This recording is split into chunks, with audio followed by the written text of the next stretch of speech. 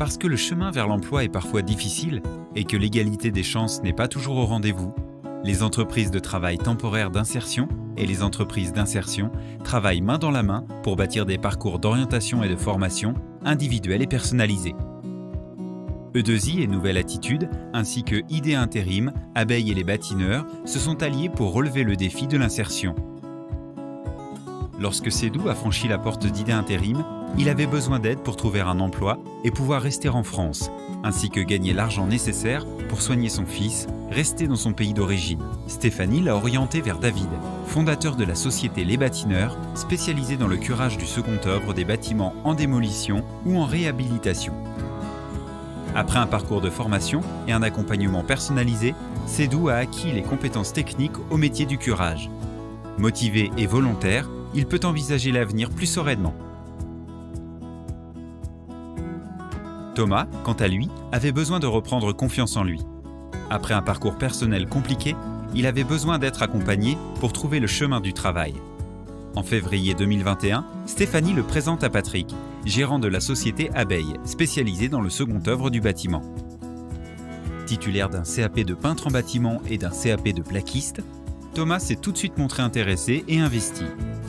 Il a fait part de son envie de développer des compétences polyvalentes. Depuis 2 mois, Thomas continue son apprentissage sur le terrain auprès d'un chef polyvalent qui lui transmet des compétences en pose de sol. Les entreprises de l'insertion et les entreprises de travail temporaire en insertion s'adaptent à toutes les personnes et à toutes les histoires de vie. C'est ainsi que Malcaz a bénéficié d'ajustements durant son parcours. Titulaire d'un titre professionnel de plaquiste, Malcaz a intégré les équipes de menuisier de l'Abeille en octobre 2018. Peu motivé et épanoui dans ce métier de menuisier, Malcaz a connu des débuts mitigés. Il a finalement été réorienté et a intégré les équipes de peintres de l'Abeille au printemps 2019. La progression sur les chantiers peinture s'est faite beaucoup plus naturellement. Malcaz avait trouvé le domaine dans lequel il s'épanouissait. Il a progressivement gagné en technique et cadence pour enfin être autonome. Son conducteur de travaux avait noté un certain potentiel et l'a accompagné dans la montée en compétences. C'est ainsi que Malcaz a terminé son parcours d'insertion, qu'un CDD lui a été proposé et qu'il a créé sa micro-entreprise dans le domaine de la peinture. Après un changement dans sa vie personnelle, Marois a été contrainte d'arrêter son métier de chef de rang, incompatible avec l'éducation de ses enfants. Walter, de la société de travail temporaire d'insertion E2I, l'a accompagné dans sa recherche de nouvelles orientations.